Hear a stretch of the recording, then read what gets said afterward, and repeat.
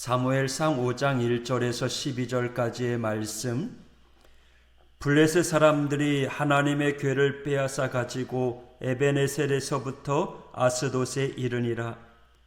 블레셋 사람들이 하나님의 궤를 가지고 다곤의 신전에 들어가서 다곤 곁에 두었더니 아스돗 사람들이 이튿날 일찍이 일어나 본즉 다곤이 여호와의 궤 앞에서 엎드러져 그 얼굴이 땅에 닿았는지라.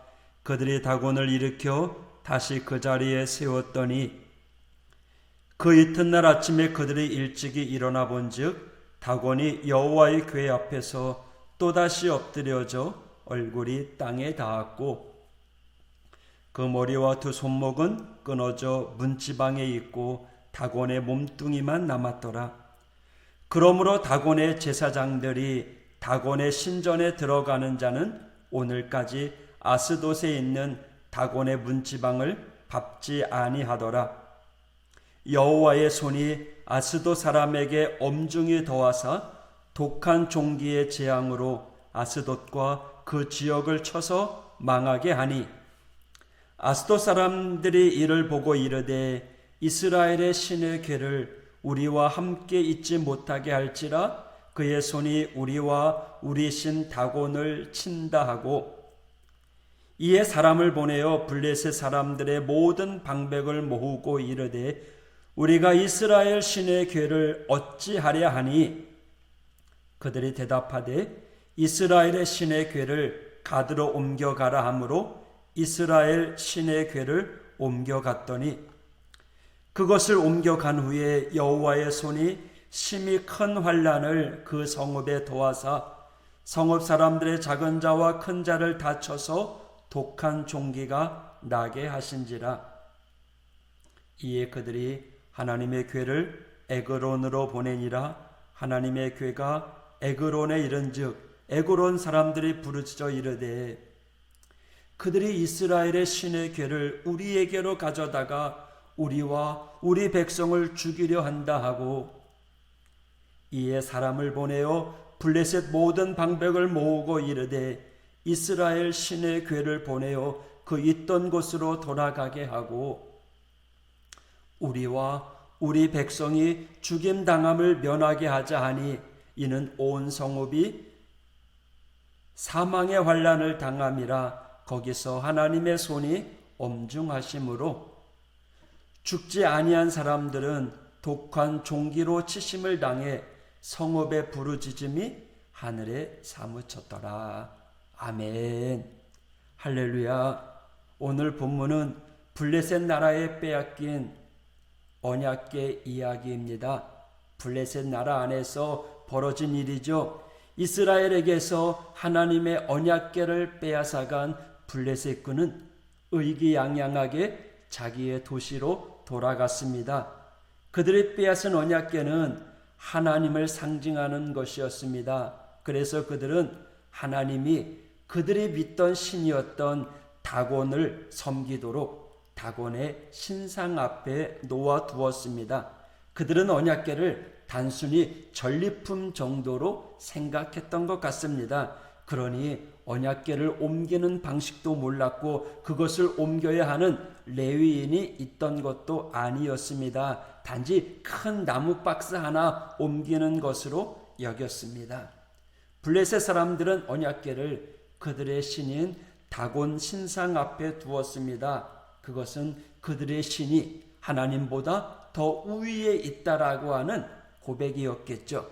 그런데 블레셋 안에서 이상한 일이 벌어지기 시작했습니다. 3절 아스돗 사람들이 이튿날 일찍이 일어나 본즉 다곤이 여호와의 궤 앞에서 엎드러져 그 얼굴이 땅에 닿았는지라. 그들이 다곤을 일으켜 다시 그 자리에 세웠더니 그 다음날 어떻게 됐습니까? 더욱더 놀라운 일이 일어났습니다. 이번에는 다곤 신상의 머리가 떨어졌고 그래서 바닥에 처박혔습니다. 팔이 부러져 있고 다곤 신상은 몸뚱이만 남아있게 되었습니다.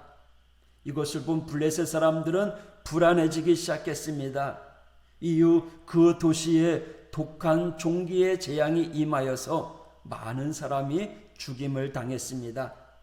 7절에 아스도 사람들이 이를 보고 이르되 이스라엘 신의 괴를 우리와 함께 있지 못하게 할지라 그의 손이 우리와 우리 다곤을 친다 하고, 그들은 인정하고 싶지 않았겠지만 이 모든 것이 이스라엘의 하나님의 언약궤임을 인정했습니다. 그래서 언약궤를 자신의 도시에서 내보냈습니다. 블레셋은 이 언약궤를 감당할 수 없었습니다. 언약궤가 무엇입니까? 만군의 하나님께서 그 가운데 특별히 임재하시는 곳이잖아요. 언약궤를 처음 빼앗아 왔던 블레셋 도시 아스도 사람들은 이 언약궤를 감당할 수 없었어요. 그래서 자신의 주요한 전리품을 이웃 도시 가드로 보냅니다. 가드에서도 비슷한 상황이 생겨난 거죠. 블레셋 도시들이 언약궤를 감당하지 못합니다. 블레셋 도시 안에서 이 도시 저 도시로 이동하는 그 모습을 볼 때 언약궤의 존귀함, 위대함을 볼 수가 있습니다. 이스라엘이 언약궤를 빼앗겼어요.